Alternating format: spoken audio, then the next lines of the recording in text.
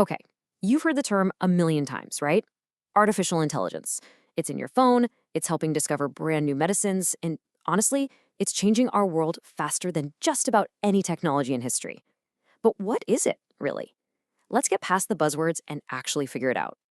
It's the magic behind your movie recommendations. It's the co-pilot in new cars, and it's the tool helping doctors spot diseases way earlier than ever before. But for most of us, AI is still kind of this black box. So in this explainer, we're going to pry that box open and see what's really going on inside. So, what's the big idea behind AI? Well, at its heart, it's a simple but, let's be honest, an incredibly ambitious goal. We want to teach machines how to think, learn, and solve problems, just like we do. And see, that's what separates AI from just a regular computer program. We aren't just giving it a list of instructions to follow. No, we're trying to give it the ability to learn on its own, to look at tons of data, find patterns, and then make smart decisions based on what it finds. We're trying to build a machine that can actually think. And you know what? This dream is way older than you might think. This quote here is from 1959.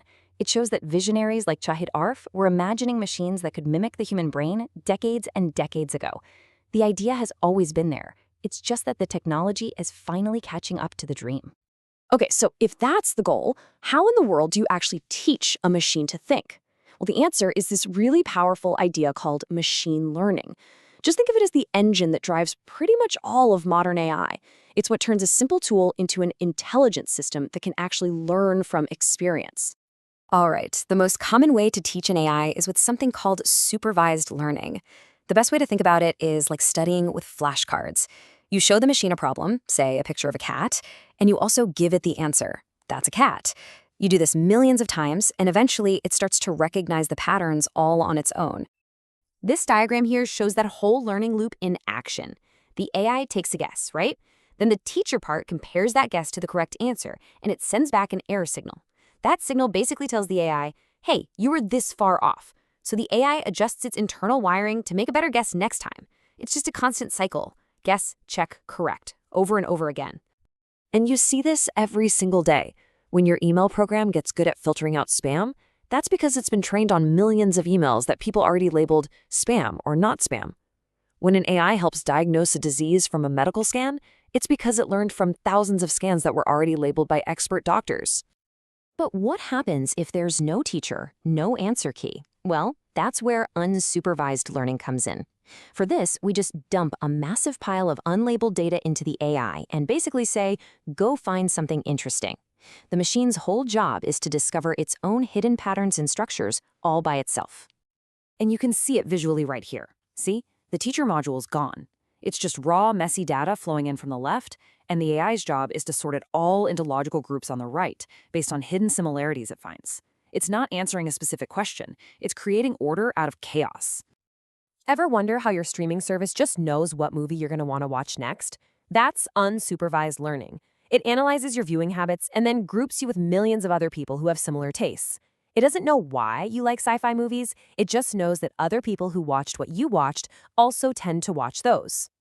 Okay, our third type is called reinforcement learning, and this one is all about good old trial and error. The easiest way to think of it is like training a pet. An AI agent tries to do something in an environment. If the action leads to a good outcome, it gets a reward. If it leads to a bad one, it gets a penalty. Over millions of tries, it learns the strategy that gets it the most rewards.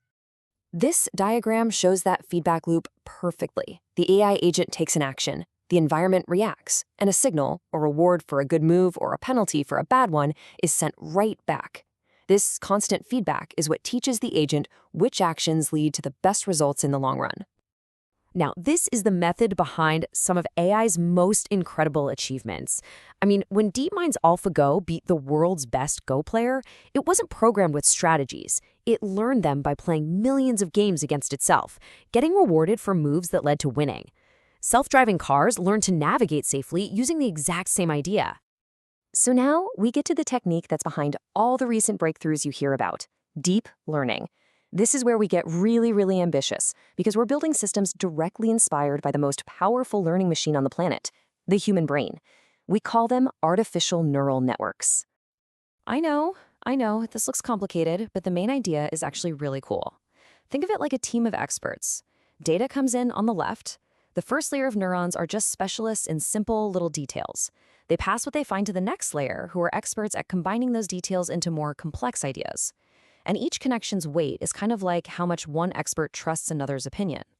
By tweaking all those weights, the whole network learns to work together to produce one final intelligent result. And this is where the magic really happens. The layers build understanding piece by piece. So when the network sees a face, that first layer might only see raw pixels. The next layer recognizes lines and curves. A deeper layer combines those into shapes, like eyes and a nose. And the final layer puts it all together and goes, yep, that's a face. It learns these super abstract concepts from the simplest data, just one step at a time. Okay, we've covered a lot of theory. Now for the really important parts, the so what. Let's look at how this incredible technology is already showing up in some of the most critical parts of our lives. In healthcare, the impact is absolutely revolutionary. You have AI systems from Google that can spot signs of eye disease from retinal scans with unbelievable accuracy. DeepMind's AlphaFold solved the problem of protein folding, a puzzle that stumped scientists for decades, and it's dramatically speeding up drug discovery. This isn't science fiction. This is saving lives right now. In security and defense, AI is a total game changer.